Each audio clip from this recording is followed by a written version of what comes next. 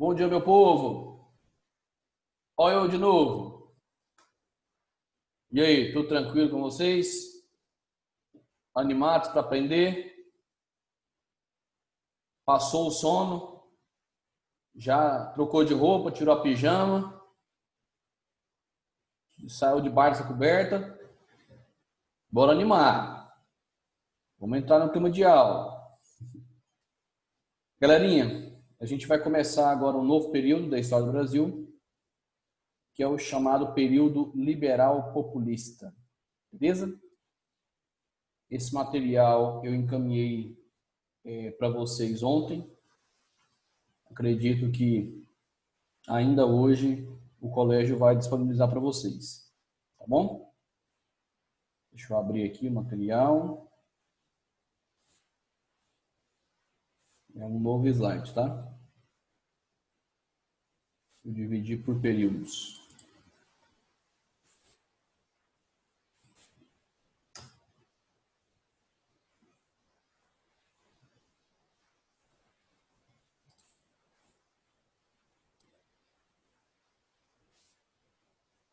Bom dia, Samuel. Bom dia, Mandia. Bom dia, Davi. Bom dia, Ana Beatriz.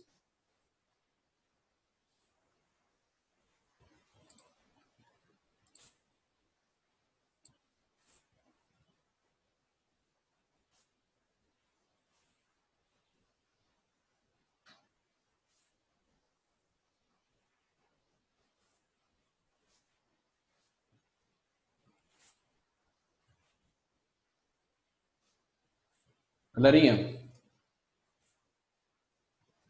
vamos lá então? Como eu disse, vamos começar agora um novo período da nossa história. Está aqui o nome dele, chamado período liberal populista. Esse período ele se estende do ano de 1945, nós já vimos, é o ano em que termina a Era Vargas, e se estende até o ano de 1964, que é quando ocorre um golpe que inicia a ditadura militar brasileira. É um período, portanto, de quase 2 décadas, de quase 20 anos. Agora é preciso refletir o porquê desse nome, liberal populista. A palavra liberal aqui está fazendo referência a liberalismo político, também conhecido como democracia. É isso mesmo. Esse período é um período democrático da nossa história. Tanto é que alguns livros chamam ele apenas de período democrático. E por que aparece a palavra populista? Porque os presidentes desse período serão populistas. Uns mais, outros menos, uns de uma maneira assim bem escancarada, outros de uma maneira mais discreta, mas todos serão populistas. E todo mundo lembra o que é populismo, lembra? Uma estratégia de manipulação política, onde o governante é um líder carismático que aparenta governar para as massas, para o povão, para os trabalhadores, mas que defende interesses das elites. Tá certo? Então, o nome desse período é liberal populista porque foi um período democrático, liberalismo político é democracia, e os presidentes desse período foram populistas. Você pode chamá-lo também apenas de período populista ou período democrático. Vai de 1945, o ano do fim da Era Vargas, até 1964, que é quando começa a ditadura militar brasileira. Belezinha? O primeiro presidente do nosso país, nessa época, foi um general do Exército.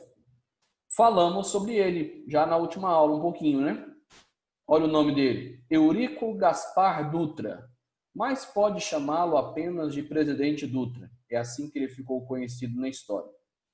Seu governo vai de janeiro de 1946 a janeiro de 1951. Se você fizer a conta aqui, ó, são 5 anos. Os mandatos presidenciais desse período da nossa história serão de 5 anos e não de 4 anos como são hoje em dia. Aqui na imagem, na foto, o presidente Dutra é esse da esquerda, esse que está com o chapéu aqui na mão. E esse cara que é ao seu lado, à direita, é o então presidente dos Estados Unidos, chamado Harry Truman. Agorinha vocês vão entender o porquê que as duas bandeiras estão entrelaçadas lá no fundo, Brasil e Estados Unidos, e por que os dois aparecem aqui lado a lado. Mas antes disso, dá uma olhadinha nesse tópico, por favor. Quando o Dutra chegou ao poder, em 1946, havia a necessidade da elaboração de uma nova Constituição para o Brasil. Vamos ver como é que está o grau de raciocínio histórico de vocês. Que foi, Vivian? Você não está me ouvindo nem me escutando? Por quê? Que foi, minha filha? Vivian? O computador está com vírus, Vivian? Ah, tá. Agora você está escutando. Beleza. Galerinha, vamos ver como é que está o raciocínio histórico de vocês. Por que era necessário a elaboração de uma nova Constituição para o Brasil nesse momento histórico? Por que tinha que elaborar uma nova Constituição? É uma pergunta que não é muito difícil, hein? Vamos ver se vocês estão estudando mesmo. Vou repetir a pergunta enquanto vocês pensam. Por que era necessário elaborar uma nova Constituição para o nosso país nesse momento histórico? Opa, Ana Clara, você foi no rumo certo. Quase na mosca. Ótimo, Vitor. Muito bem. A Constituição que estava em vigor era a de 1937, aquela apelidada de polaca, lembra? A gente viu tem pouco tempo. Como o Vitor muito bem disse aqui, ó, era uma Constituição outorgada, que tinha sido imposta por Vargas. E como a Ana Clara comentou para mim aqui no privado, essa Constituição de 37, a polaca, era uma Constituição autoritária. Era uma Constituição ditatorial.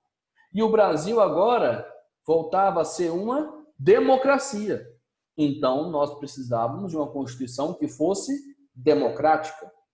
Por isso, Eurico Gaspar Dutra vai convocar uma Assembleia Constituinte que vai propor, discutir, votar e elaborar novas leis para uma nova Constituição. Ela fica pronta ainda no ano de 1946. Uma Constituição extremamente liberal, ou seja, extremamente democrática, já que agora o Brasil voltava a ser uma democracia. Vamos ver se você está atento a tudo que eu estou falando mesmo. Quero participação, hein? De acordo com o que eu acabei de dizer, essa Constituição de 46, ela foi, na sua opinião, outorgada ou promulgada? E aí? Outorgada ou promulgada?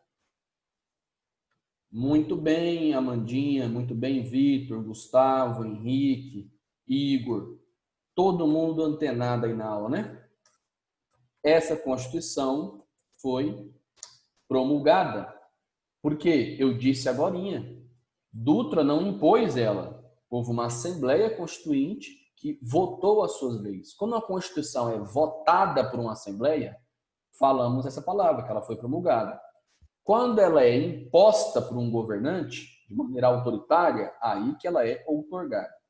Então, essa Constituição foi promulgada e ela foi, a quinta Constituição da nossa história. O Brasil, ao todo, teve 7 constituições. Já estamos aqui na quinta. Beleza? Eu vou falar agora para vocês algumas características dessa Constituição. Vou falar aqui por meio do chat. Pode ser? O Brasil continuava sendo uma república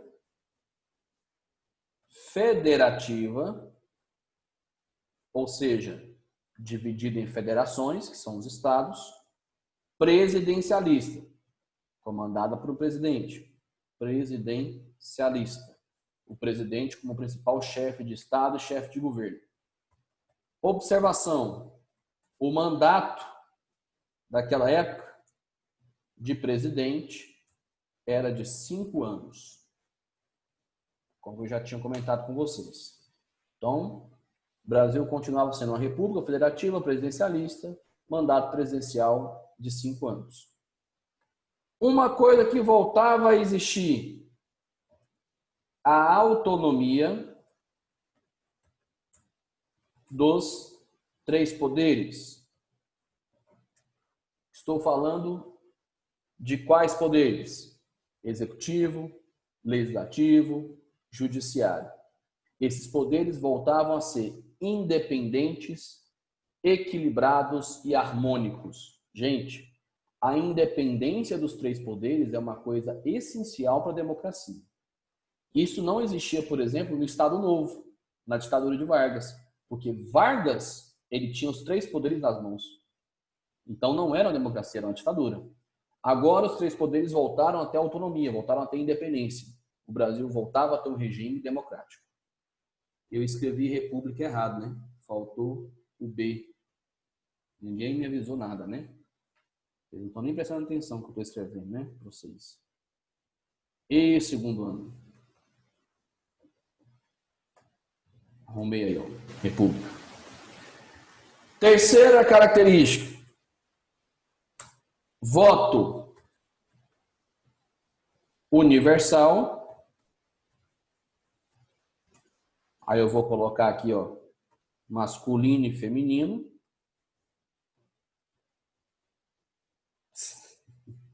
Obrigado, Davi. Lembrando que as mulheres ganharam o direito de voto ainda na era Vargas. Vocês lembram disso, né? Voto universal, masculino e feminino. Para maiores de 18 anos, naquela época eram 18 anos, a idade mínima para votar. Hoje são 16, né? Maiores de 18 anos e alfabetizados. Galerinha, voto universal tá aí, tanto masculino como feminino, para maiores de 18 anos, era a idade mínima na época para votar, e alfabetizados. Os analfabetos não podiam votar. Isso excluía milhões de brasileiros da participação política, infelizmente, porque o grau de analfabetismo no nosso país nessa época era muito, mas muito elevado. Quarta característica, liberdade de expressão. De novo, outra pergunta para vocês. Existia liberdade de expressão no Estado Novo, no período anterior? Não, né? Por quê? Por que não existia liberdade de expressão? Porque era uma ditadura varguista. Lembra que a gente comentou bastante do DIP? Departamento de Imprensa e Propaganda? Pois é. O DIP censurava os meios de comunicação. Não poderia haver críticas ao governo. Você tem censura, você tem controle dos meios de comunicação, não há liberdade de expressão. E a liberdade de expressão é uma coisa essencial para qualquer regime democrático, viu? E a última característica que eu vou destacar aqui dessa Constituição, o direito de greve, que Vargas também tinha suspendido, hein?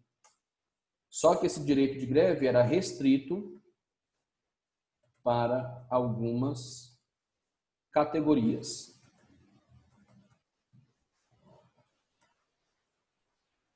Tá aí, ó. Direito de greve restrito para algumas categorias. Todo mundo sabe que são greves, né? São paralisações dos trabalhadores, uma forma de eles lutarem pelos seus direitos. Vargas tinha acabado com o direito de greve no Estado Novo. Agora ele voltava a existir. Só que nem todas as categorias poderiam entrar de greve.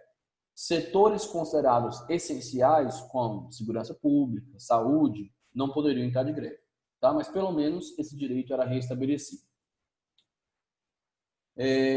Gustavo, essa música, o Cálice, de Chico Buarque, vai ser uma música censurada pela ditadura militar. Tá? Ela vai ser um pouquinho mais para frente. Mas músicas como ela, que criticavam o governo, eram censuradas pelo DIP. Só que Cálice já é da ditadura militar, aquela de 64. Então, gente, repetindo, aqui estão as características dessa que foi a quinta Constituição da nossa história.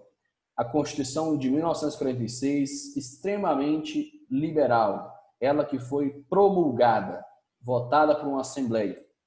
Ela estabelecia uma República Federativa Presidencialista, com mandato de 5 anos para o presidente, a autonomia dos 3 poderes, a independência entre o Executivo, Legislativo e Judiciário, o voto universal, homens e mulheres maiores de 18 anos e alfabetizados, a liberdade de expressão, inclusive de criticar o governo, os meios de comunicação voltavam a ter essa liberdade, e o direito de greve, que era restrito para algumas categorias profissionais. Uma Constituição bem democrática para a época.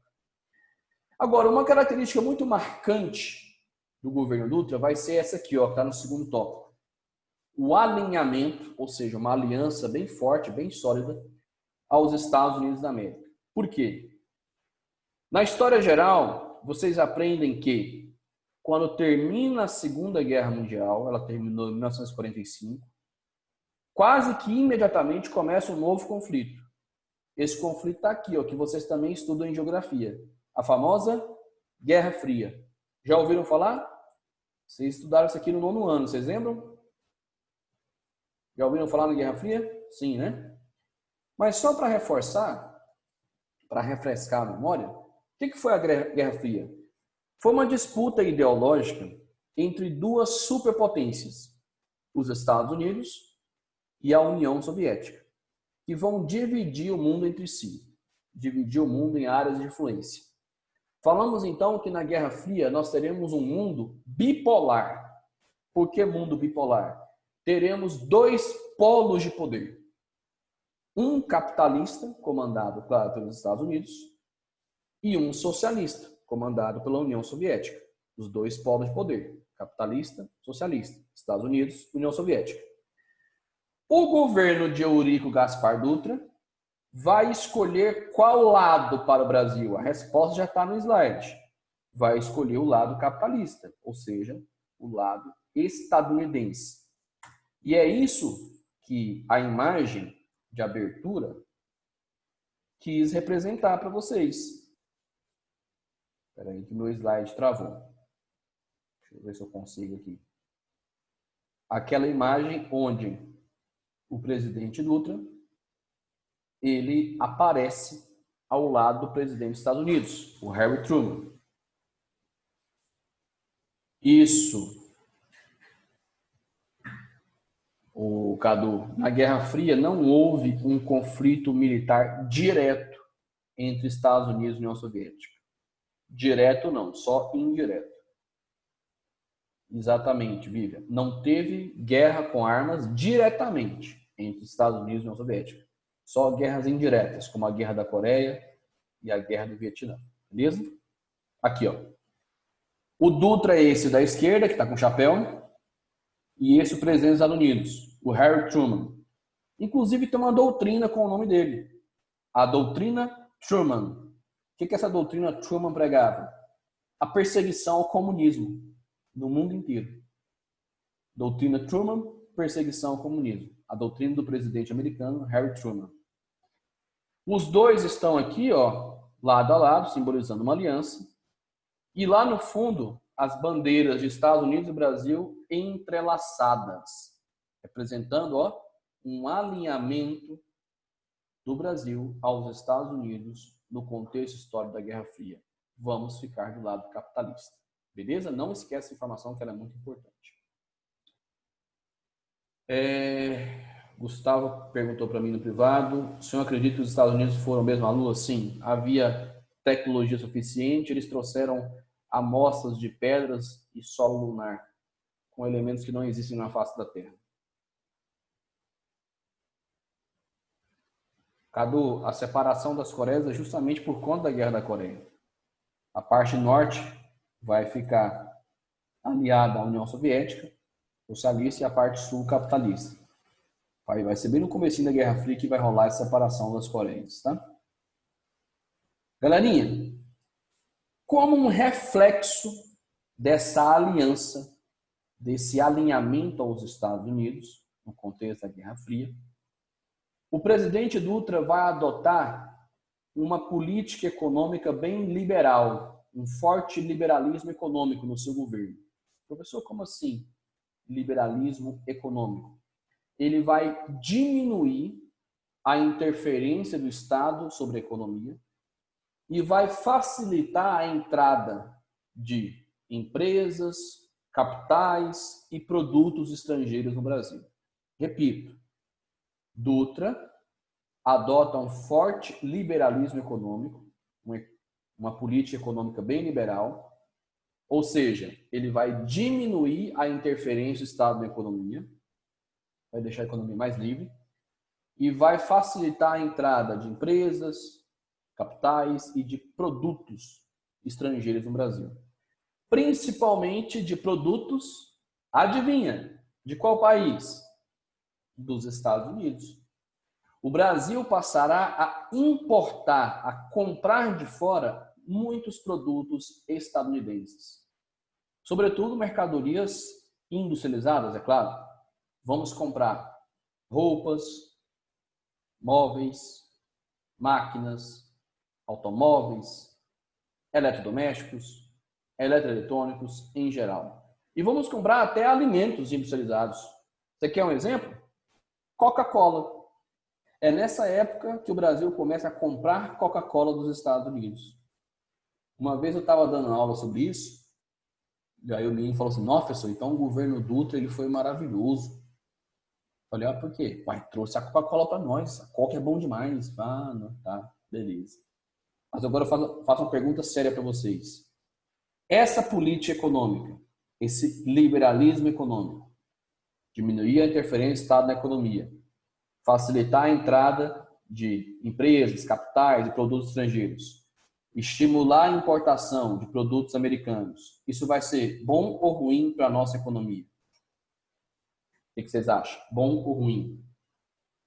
Dá a sua opinião. Isso, Cadu. A TV vai chegar ao Brasil nessa época. Vou falar sobre isso agora. Ela chega em 1950, no final do governo Dutra. Produtos enlatados também, viu? É verdade, Cadu. Galerinha, vai ser horrível para a nossa economia. Boa parte das reservas econômicas que Vargas tinha deixado nos cofres públicos quando ele saiu do governo foram gastas por Dutra financiando importações de produtos americanos. Eu vou até te citar um dado, você vai pirar o cabeção, não precisa decorar não, tá? Quando Vargas saiu do poder, em 45, ele deixou nos cofres públicos reservas de mais de 700 milhões de dólares. Reservas, hein? De mais de 700 milhões de dólares. Lembrando que o dólar valia muito mais naquela época do que vale hoje em dia. Beleza? Dutra, em pouco mais de um ano, diminuiu essas reservas de mais de 700 milhões para pouco mais de 90 milhões de dólares. Olha o tanto que ele gastou. Ele gastou mais de 600 milhões de dólares em pouco mais de um ano. E a maior parte desse dinheiro foi gasto aonde? Financiando importações. O governo financiando importações de produtos estadunidenses. Automóveis, eletrodomésticos, eletroeletrônicos, Coca-Cola e etc. Gente, isso não vai ser ruim para a nossa economia, não. Vai ser péssimo. Vai ser horroroso. Esse dinheiro teria sido muito melhor aplicado se tivesse sido investido nas nossas próprias indústrias. É o que Vargas teria feito, por exemplo. Vargas era um nacionalista, lembra? Quando o Dutra adotou essa política econômica liberal, então, Vargas discordou. Vargas, inclusive, deixou de apoiá-lo. Getúlio considerou até uma traição. Até porque vocês lembram que o Vargas ajudou o Dutra a se eleger. E aí o Dutra simplesmente baixou a cabeça para os Estados Unidos e passou a comprar produtos importados de lá. Isso vai ser, repito, péssimo para a nossa economia, porque vai desestimular a indústria nacional. Beleza? Até aqui tranquilo, gente? Deixa eu ver aqui. Essa musiquinha, cara, do Varre Vassourinha vai ser do Jânio Quadros. A gente vai falar sobre ela mais para frente.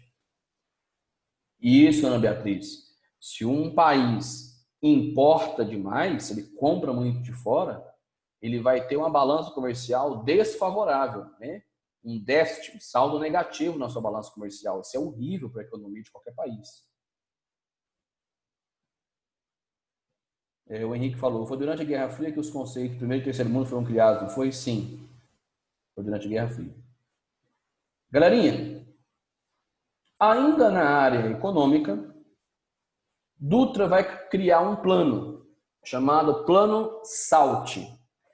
Seria um plano para gerenciar os gastos do governo. Foi um plano até muito bem escrito, muito bem elaborado. SALT é uma sigla, tá? Simboliza os 4 setores que seriam prioridade para os investimentos do governo. Vou colocar aqui no chat para vocês. S seria de saúde. A L seria de alimentação. A L, alimentação. T seria de transporte. E E seria de energia. Então, eu repito, para quem não conseguiu entender. O plano SALT seria um plano do governo, tá? Para direcionar os investimentos públicos, aonde o governo ia gastar o dinheiro público. E o governo teria 4 prioridades. Inclusive, justificam o nome do plano, SALT. S de saúde, A L de alimentação, T de transporte e E de energia. Tá? Energia. 4 setores muito importantes. Agora, gente, apesar desse plano ter sido muito bem escrito, repito, foi muito bem elaborado pela equipe de governo Dutra, ele praticamente não foi aplicado na prática.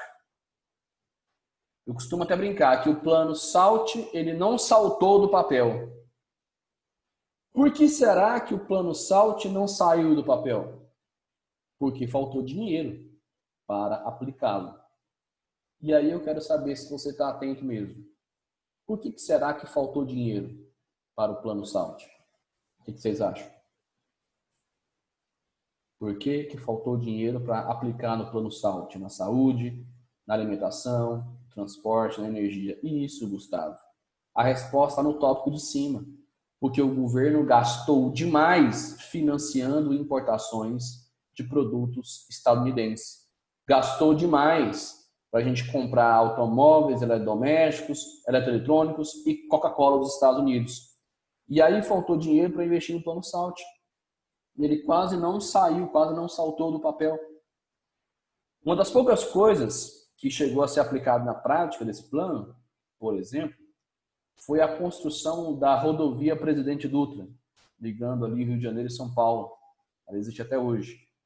A rodovia Presidente Dutra tem esse nome em homenagem a ele mesmo. Tá? Mas os outros setores quase não receberam investimento, porque faltou recurso, faltou dinheiro. Foi um plano muito bem escrito, mas que praticamente não foi aplicado. Ok? No plano político, Dutra vai ser bem conservador e, de certa forma, autoritário, apesar de ser um período democrático. Ele vai perseguir o comunismo.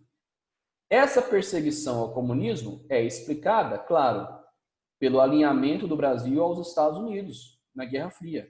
Lembra da aliança entre Dutra e o presidente Truman? Doutrina Truman, combate ao comunismo. Dutra vai seguir essa doutrina aqui no Brasil. E como é que ele vai fazer isso? Ele vai caçar o registro do Partido Comunista Brasileiro. Olha a sacanagem. Lembra que em 1945 Vargas tinha autorizado a formação de partidos políticos? Vocês lembram que eu falei isso? Inclusive surgiram 2 partidos varguistas. O PTB, Partido Trabalhista Brasileiro, e o PSD, Partido Social Democrático. Aí, o Partido Comunista voltou a funcionar também, em 1945. Inclusive, vocês lembram do Luiz Carlos Prestes? Lembram? Luiz Carlos Prestes foi solto, saiu da cadeia em 45 e foi direto, sabe para onde? Para o Senado. Luiz Carlos Prestes foi eleito senador da República pelo Partido Comunista Brasileiro. Só que 2 anos depois, em 1947, Dutra vai proibir o Partido Comunista de funcionar. Vai caçar o registro do Partido Comunista. E ainda vai cassar os mandatos dos políticos que tinham sido eleitos pelo Partido Comunista. Luiz Carlos Prestes, por exemplo, perde o seu diploma de senador. Professor, qual era a justificativa para isso? Nenhuma, né, gente? Dutra apenas estava seguindo a orientação de Washington, dos Estados Unidos, a doutrina Truman, perseguindo o comunismo no Brasil. Repetindo, foi uma perseguição política. Ele cassou o registro do Partido Comunista Brasileiro, que tinha voltado a funcionar 2 anos antes, e também cassou os mandatos dos políticos eleitos por esse partido, como o de Luiz Carlos Prestes. Essa foi uma medida conservadora e autoritária do governo Dutra, tá? Apesar de ser um período democrático. Bom, mas o tempo passou e chegou o ano de 1950. Um ano muito marcante para a história do Brasil, 1950. O Cadu comentou agorinha aqui para mim no privado. Foi nesse ano aqui que chegou a televisão ao Brasil. É isso mesmo. 1950, a TV chega ao nosso país, trazida por um empresário chamado Assis Chateaubriand. Inclusive tem uma avenida em Goiânia com esse nome. Além da chegada à televisão, 1950 foi ano de Copa do Mundo do nosso país. O Brasil teve 2 Copas do Mundo aqui, não foi só de 2014. Em 1950 tivemos Copa do Mundo de futebol, a primeira realizada no Brasil. E para sediar essa Copa do Mundo, o governo Dutra mandou construir o maior estádio do planeta na época. Que estádio que é esse aqui? Alguém me fala? Vou falar o nome oficial, Estádio Mário Filho. Mas o nome que todo mundo conhece, qual é? Muito bem, Igor. Valeu, Davi. Valeu, Cecília. O estádio do Maracanã. O Maracanã fica pronto em 1950. Olha só, que euforia, né? Chegada à televisão, Copa do Mundo de futebol, Maracanã construído. Havia uma empolgação na época. E como é que a nossa seleção se saiu nessa Copa, professor? Nós fomos para a final contra o Uruguai. E aí, professor, a gente ganhou? Não. O Maracanã, nessa época, ele estava com quase 200 mil pessoas lá dentro. Imagina, uma cidade. Nós perdemos para o Uruguai de 2-1 de virada. Gols de Didier, atacante uruguaio, muito bom. Pelo menos não foi de 7-1, né? Foi só 2-1, mas nós perdemos. Esse trauma do nosso futebol se chamou Maracanaço, né? Quando nós perdemos para o Uruguai a Copa 50. Sim, Gustavo. Podemos afirmar que isso seria a política do pão e circo moderna, né? Contemporânea, melhor dizendo. Só que o ano de 50, ele ficou famoso não só por isso. Além da chegada da televisão, da Copa do Mundo e do Maracanã, tivemos eleições naquele mesmo ano.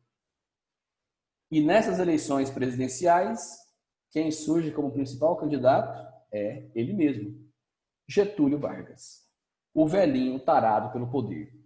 Só lembrando, durante o governo Dutra, Vargas foi senador. Você lembra que eu falei? Ele não ficou afastado totalmente da política. Vargas foi senador, por 2 estados, inclusive, Rio Grande do Sul e São Paulo. Mas ele ficou 5 anos preparando o terreno para ele voltar à presidência. Vieram as eleições de 50 e ele se candidatou pelo partido do PTB, Partido Trabalhista Brasileiro. Gente, ele vai ganhar ou vai perder, hein? Vai ganhar com o pé nas costas. Vargas vence as eleições e volta ao poder. Coloquei aqui, ó, Vargas, o retorno. Ele ganha as eleições no final de 50 e vai assumir o poder em janeiro de 51. Só que, como ele mesmo falou, né? Eu volto ao poder nos braços do povo. Ele falou isso na época. Por que nos braços do povo? Porque ele voltou através de eleições diretas, inclusive. Só que esse seu segundo governo vai terminar de maneira trágica, né? como é que vai terminar esse seu segundo governo? Com o seu suicídio. Exatamente, ele se matou, Davi. E na semana que vem, nós vamos ver como será esse segundo governo Vargas e por que que ele vai tirar a própria vida. Ou como um aluno meu falou na época, que Vargas se suicidou-se a si mesmo, tirando a própria vida, né? Ele quis reforçar. Mas enfim, próxima aula a gente fala sobre isso. Galera, não esquece de dar para a prova, tá? São 6 questões, 3 de República Velha e 3 de Gera Vargas. Obrigado pela presença, pela participação de vocês. Um bom final de semana. Beijo e abraço. Tchau. Fala tchau. Valeu. Até mais. Tchau, tchau, minha filha. Beijão, gente. Com Deus.